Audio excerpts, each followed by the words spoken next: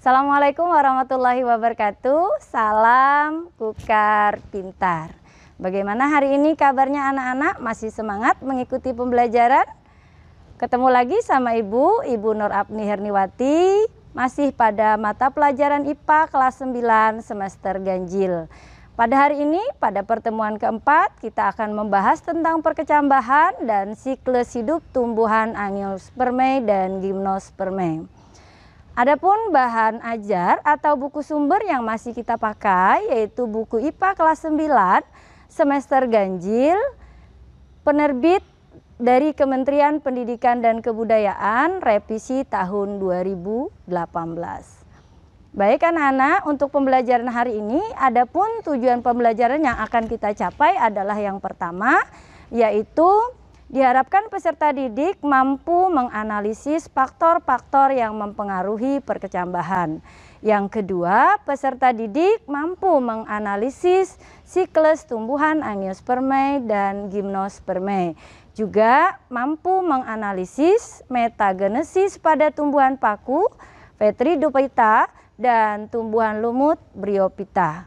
Kemudian diharapkan peserta didik juga mampu menyebutkan tentang teknologi reproduksi tumbuhan. Baiklah anak-anak, untuk mengawali kegiatan pembelajaran kita pada hari ini, yuk kita perhatikan tayangan gambar berikut. Ibu menayangkan ada gambar biji kacang kedelai dan gambar biji jagung. Kalau kita perhatikan, kita memperhatikan kalau di pasar jagung tersebut kalau didiamkan lama atau tetap dalam keadaan kering, kenapa tidak bisa menjadi tumbuhan baru atau tetap dalam keadaan biji? Baiklah anak-anak, yuk kita coba menjawab. Jika kita mengamati biji kedelai atau jagung yang kering dijual di pasaran, tidak bisa berubah menjadi tanaman baru. Hal ini dikarenakan tidak adanya air yang merangsang proses imbibisi. Apa itu imbibisi? Proses imbibisi dimulai ketika biji menyerap air guna mengaktifkan embrio untuk melepaskan hormon gibberellin.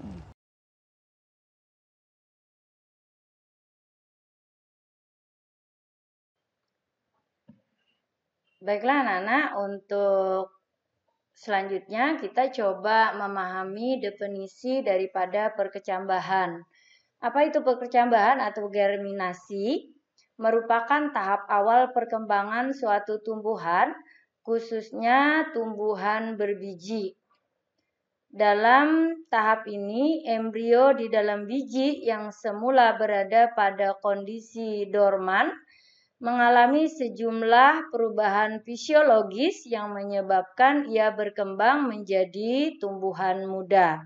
Perhatikan pada gambar, jadi terlihat itu sebuah biji yang mulai terlihat hipokotilnya. Apa itu hipokotil? Hipokotil itu adalah bagian batang lembaga antara koteledon dan radikula. Jadi dia merupakan transisi antara batang dan akar ya.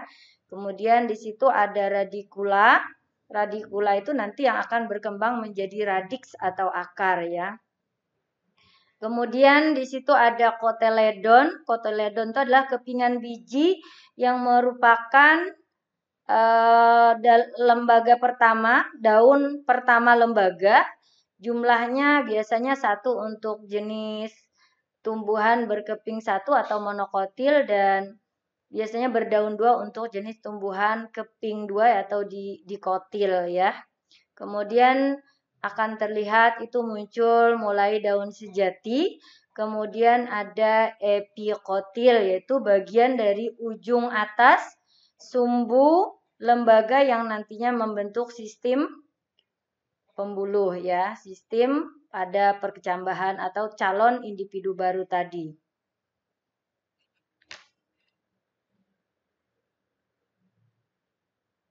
Selanjutnya kita memahami faktor-faktor yang mempengaruhi perkecambahan.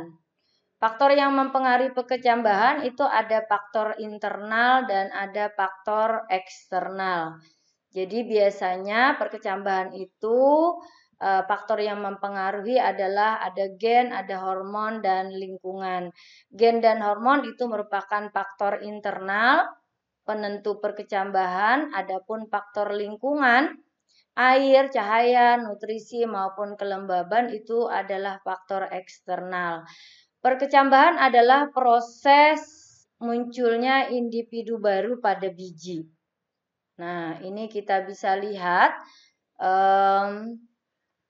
contoh perkecambahan ya, atau siklus hidup tumbuhan biji tertutup atau angiospermae ya. Jadi ketika terjadi proses fertilisasi atau pembuahan, maka berkembang menjadi buah. Kemudian buah ini di sini mengandung embrio atau calon individu baru. Kalau kita tanam atau sengaja atau tidak sengaja jatuh di tempat yang cocok, dia akan mengalami perkecambahan. Kemudian di sini akan berkembang sporopit muda. Nah, sporopit itu adalah generasi pembentuk spora.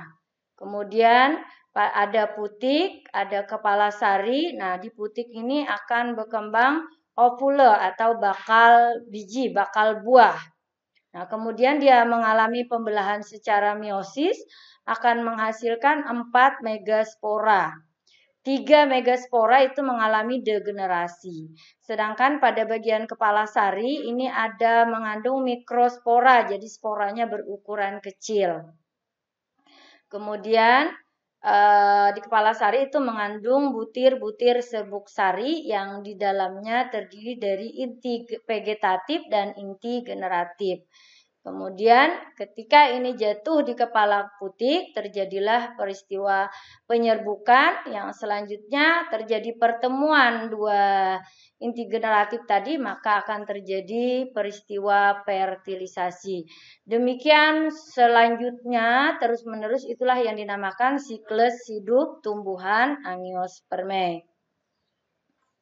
Nah, ini tadi melalui gambar sudah Ibu jelaskan bahwa siklus hidup tumbuhan angiospermae dimulai ketika inti sel kelamin jantan dan inti sel kelamin betina bersatu. Itu yang disebut dengan peristiwa pembuahan. Maka akan terbentuk zigot, selanjutnya tumbuh dan berkembang menjadi tanaman atau tumbuhan angiospermae dewasa. Pada tumbuhan angiospermae itu ada 2 tahapan generasi, ada generasi gametofit yaitu generasi pembentukan gamet, dan generasi sporopit, generasi pembentukan spora ya. Dalam siklus hidup tumbuhan angiospermae, generasi gametofit tadi bergiliran dengan generasi sporopit sehingga sering disebut dengan pergiliran generasi atau disebut dengan metagenesis. Nah, kita akan memahami apa sih yang terjadi di masing-masing generasi tadi, karena dia setiap makhluk hidup atau tumbuhan itu mengalami siklus hidup, ada generasi gametofit dan generasi sporopit. Generasi gametofit adalah generasi penghasil gamet yang berupa sel spermatozoa dan sel telur, atau sering disebut dengan gamet jantan untuk spermatozoa dan gamet betina untuk sel telur, atau mungkin kalian juga pernah mendengar itu namanya atau ovum ya. Yang disebut juga dengan generasi haploid, yaitu N-nya berjumlah tunggal, N haploid ya. Generasi gametofit dimulai ketika serbuk sari menempel pada kepala putik dan membentuk buluh serbuk sari. Kemudian menghasilkan 2 inti sperma yang haploid. 2 inti sperma yang haploid inilah yang disebut dengan gamet jantan. Pada bagian pangkal putik adalah ovarium atau bakal buah atau ovale tadi. Di dalam bakal buah terdapat bakal biji. Di dalam bakal biji terdapat kantung lembaga yang tersusun atas 7 sel dan 8 inti yang haploid. Apa saja? 3 sel antipoda, 2 sel senergit, 1 sel telur, 1 sel kandung lembaga sekunder. Nah, itu ya jumlahnya ada 7. Masing-masing sel mempunyai 1 inti haploid kecuali sel kantong lembaga sekunder yang mempunyai 2 inti haploid. Kantong lembaga inilah yang disebut dengan gametofit betina. Generasi sporopit. Generasi sporopit adalah generasi yang diploid atau kromosomnya sudah 2N berganda, yaitu generasi penghasil spora. Spora pada tumbuhan Angiospermae itu akan berkembang menjadi serbuk sari. Peleburan sel telur dan sperma mengakibatkan bakal biji berkembang menjadi biji. Hasil peleburan bersifat diploid. Nah, biji akan tumbuh menjadi tumbuhan baru. Tumbuhan baru akan berkembang memiliki akar, batang, dan daun. Dan pada suatu saat terbentuk bunga. Tumbuhan Angiospermae dewasa itu bersifat diploid dan dikenal dengan generasi sporopit atau penghasil spora. Nah, ini siklus hidup tumbuhan biji terbuka atau gimnospermae, ya. Jadi di dalam satu tumbuhan karena dia mengalami pembuahan tunggal, maka dia memiliki ada konus betina dan konus jantan. Nah, ini adalah siklus hidup tumbuhan gimnospermae. Nah, kita coba memahami gambar tadi lewat paparan berikut ini. Pertama, pembuahan tunggal itu dimulai dengan menempelnya serbuk sari pada kepala putik. Lalu serbuk sari ini selanjutnya akan membentuk bulu serbuk sari yang berkembang dari sel vegetatif pada serbuk sari. Bulu serbuk sari tumbuh dan berkembang mengarah ke arkegonium melalui mikrofil. Sel generatif ini selanjutnya akan membelah menjadi 2, yaitu sel dislokator atau tangkai sel dan spermatogen atau sel tubuh.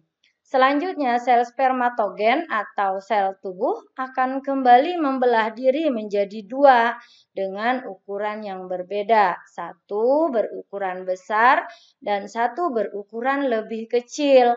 Lalu saat mencapai sel telur, sel dislokator dan sel sperma kecil ini melebur atau melakukan proses degenerasi. Sel sperma besar bersatu dengan sel telur menghasilkan zigot yang akan tumbuh menjadi embrio. Pada tumbuhan atau tanaman gimnospermae itu juga ada generasi gametofitnya. Ini terjadi dalam bentuk kerucut yang terbentuk pada tumbuhan sporopit yang sudah dewasa. Setiap gametofit jantan hanya memiliki beberapa sel saja yang berada dalam sebuah butir serbuk sari. Dan setiap gametofit betina hanya akan menghasilkan telur dalam sebuah bakal biji. Penyerbukan yang terjadi antara gametofit betina dan jantan harus berlangsung agar pembuahan dapat terjadi dan berlangsung. Memiliki generasi sporopit yang dominan. Apa maksudnya? Mari kita pahami paparan berikut. Sebuah siklus dari sejenis tanaman atau tumbuhan vaskuler yang menghasilkan biji di dalam rujung atau konin. Pada jenis tumbuhan ini memiliki 2 rujung, yaitu rujung betina dan rujung jantan. Contohnya, pada tumbuhan pinus dan cemara yang termasuk jenis conifer. Antara gametofit maupun sporopit generasi baru berikutnya dapat berkembang pada tanaman induk sporopit.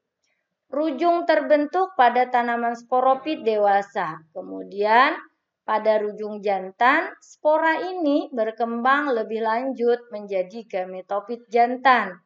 Dan setiap gametofit jantan terdiri hanya dari beberapa sel tertutup pada setiap butir serbuk sari. Selain itu, pada rujung betina, spora berkembang menjadi gametofit betina dan dapat menghasilkan telur dalam sebuah bakal biji. Selanjutnya kita coba memahami metagenesis atau pergiliran keturunan pada siklus tumbuhan paku atau Vetridophyta, ya. Kita semua tahu bahwa paku itu berkembang biak menggunakan spora. Nah, ini kita lihat pahami lewat skema pergiliran keturunan tumbuhan paku. Jadi spora itu dia akan menjadi protalium. Nah, di dalam protalium ada dua sel kelamin yaitu archegonium dan antheridium. Maka pada tumbuhan paku protalium itu adalah gametofitnya. Ketika spermatozoid dan sel telur itu bertemu maka berkembang menjadi zigot dan akan menjadi tumbuhan paku muda. Nah, di sinilah fase sporopitnya.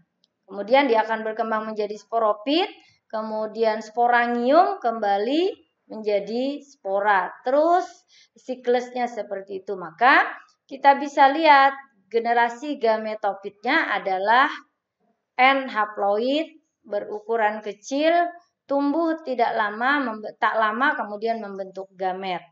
Sedangkan sporopit kromosomnya 2N berukuran besar, tumbuh lebih lama dia membentuk spora. Itu generasi sporopit. Ini adalah metagenesis atau skema pergiliran keturunan untuk tumbuhan paku atau Vetridophyta. Nah, ini tadi penjelasan dari Ibu.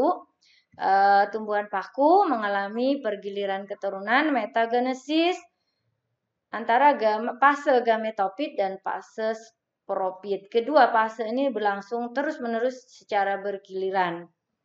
Sporopit pada tumbuhan paku adalah tumbuhan paku itu sendiri yang menghasilkan spora pada daunnya. Sporopit pada tumbuhan paku itu merupakan fase dominan untuk proses pergiliran keturunan pada tumbuhan paku. Spora yang dihasilkan akan tumbuh bila jatuh pada tempat yang lembab dan teduh atau pada tempat yang paling cocok. Nah, ini adalah siklus hidup tumbuhan lumut, ya. Sama halnya tadi dengan paku, lumut pun berkembang biak menggunakan spora. Nah, kita lihat atau kita pahami lewat pergiliran atau skema berikut. Jadi, spora kemudian menjadi protalium, kemudian menjadi tumbuhan lumut. Nah, kalau pada Bryophyta atau tumbuhan lumut yang menjadi gametofitnya. Maka karena tumbuhan lumut adalah fase atau generasi gametofit, berarti di sini yang akan menghasilkan gamet. Antheridium dan archegonium. Antheridiumnya menghasilkan sebagai sel kelamin jantan menghasilkan spermatozoid, archegoniumnya sebagai sel kelamin betina ini yang menghasilkan ovum. Spermatozoid dan ovum bertemu berkembang menjadi zigot, terus menjadi sporopit, menjadi sporogonium, kembali ke siklus awal yaitu spora dan seterusnya. Nah, ini adalah siklus hidup tumbuhan lumut atau Bryophyta.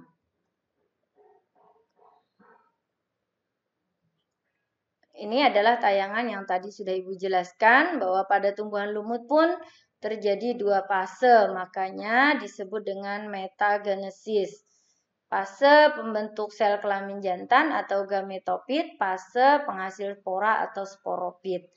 Gametofit merupakan bentuk tubuh yang haploid, sedangkan sporopit diploid, kromosomnya berpasangan.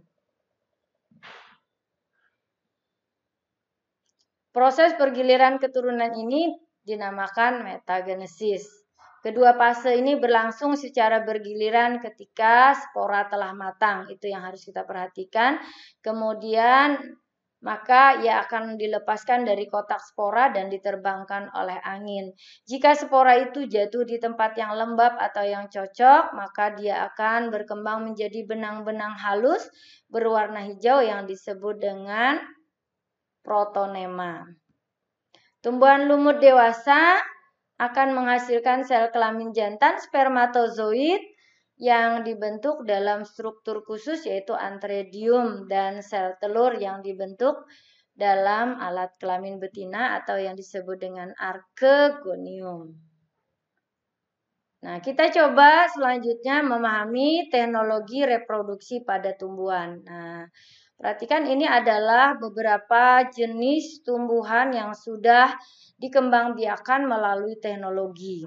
Ada hidroponik, ada vertikultur, ada kultur jaringan. Oke, kita coba memahami apa itu hidroponik. Jadi hidroponik adalah merupakan cara penanaman tumbuhan dengan menggunakan larutan nutrisi dan mineral dalam air dan tanpa menggunakan tanah. Tanaman darat khususnya sayuran seperti paprika, tomat, timun, melon, terong, dan selada itu dapat dikembangkan dengan cara ini. Ya, cukup kita menyiapkan medium yang tak larut dalam air, misalnya kerikil, arang, sekam, spon, serbuk kayu, dan lain sebagainya. Ilmuwan menemukan bahwa tumbuhan menyerap nutrisi yang penting dalam bentuk-bentuk ion yang terlarut dalam air. Itu hidroponik ya. Apa kelebihan teknologi reproduksi dengan hidroponik? Antara lain, tanaman tumbuh lebih cepat, pemakaian pupuk lebih hemat, pemakaian air lebih efisien, tenaga kerja yang diperlukan lebih sedikit. Lingkungan kerja menjadi lebih bersih, hara dan pH lebih teliti, dan masalah hama dan penyakit tanaman dapat dikurangi. Ini adalah kelebihan daripada teknik reproduksi jenis hidroponik. Sekarang vertikultur. Apa itu vertikultur? Teknik budidaya tanaman dengan cara membuat instalasi secara bertingkat, vertikal ya, dengan tujuan untuk meningkatkan jumlah tanaman. Vertikultur diserap dari bahasa Inggris yang berasal dari kata vertikal dan kultur. Penanaman teknik ini menggunakan sistem budidaya pertanian secara bertingkat baik indoor maupun outdoor. Tujuan utama aplikasi teknik vertikultur adalah memanfaatkan lahan yang sempit seoptimal mungkin. Kultur jaringan adalah suatu metode perbanyakan tumbuhan dengan cara mengambil suatu bagian dari tanaman seperti sel atau sekelompok sel, jaringan atau organ. Bagian tanaman yang telah diambil selanjutnya ditumbuhkan dalam kondisi steril, bebas hama maksudnya, pada medium yang mengandung nutrisi dan zat pengatur tumbuh atau hormon. Bagian tanaman akan dapat memperbanyak diri dan berkembang menjadi tanaman yang memiliki organ yang lengkap, yaitu akar, batang, dan daun. Tujuan reproduksi teknik kultur jaringan adalah untuk memperoleh bibit tumbuhan dengan jumlah yang sangat terbatas, dengan kualitas yang sama, waktu cepat, mempunyai sifat serupa dengan induknya. Semua jenis tumbuhan dapat dikembangbiakan menggunakan metode ini. Namun, masing-masing memerlukan perlakuan khusus agar dapat tumbuh dan berkembang dengan baik. Contoh tanaman yang diperbanyak dengan kultur jaringan diantaranya adalah tanaman kelapa sawit, tanaman jati mas, coklat, dan anggrek. Nah, perhatikan lembar kerja berikut ini untuk memahami tentang bagaimana proses perkecambahan. Jadi ada 3 perlakuan yang kita buat. Yang pertama, biji dibiarkan di wadah, biji yang direndam di air, kemudian biji yang diletakkan di atas kapas. Kemudian kita amati apa yang terjadi setelah di hari ketiga dan di hari ke-6. Buat keterangan atau penjelasannya di kolom keterangan. Nah, pada keadaan yang bagaimanakah biji dapat tumbuh baik? Apa yang menyebabkan biji direndam dalam air itu tidak tumbuh? faktor apa saja yang diperlukan dalam perkecambahan, kemudian berlatih menyusun laporan secara narasi dari hasil kegiatan diskusi tadi. Nah, coba selesaikan siklus hidup tumbuhan Angiospermae berikut. Tulis apa yang terjadi di masing-masing keterangan pada gambar. Misalnya nomor 1 itu terjadi proses apa dan seterusnya sampai nomor 8. Nah, kemudian disajikan ada 2 skema di atas, lengkapi tabel berikut dengan memperhatikan skema pergiliran keturunan baik pada tumbuhan lumut dan tumbuhan paku. Kemudian coba dijawab 5 pertanyaan di bawah tabel berikut. Apakah tumbuhan lumut hanya dapat bereproduksi secara seksual? Apakah tumbuhan lumut dapat bereproduksi secara aseksual? Bagaimana cara tumbuhan lumut bereproduksi secara aseksual? Pernahkah kamu menjumpai tumbuhan tersebut berbunga? Berupa apakah organ reproduksi tumbuhan tersebut? Nah, itu beberapa pertanyaan terkait skema pergiliran keturunan pada tumbuhan paku dan tumbuhan lumut.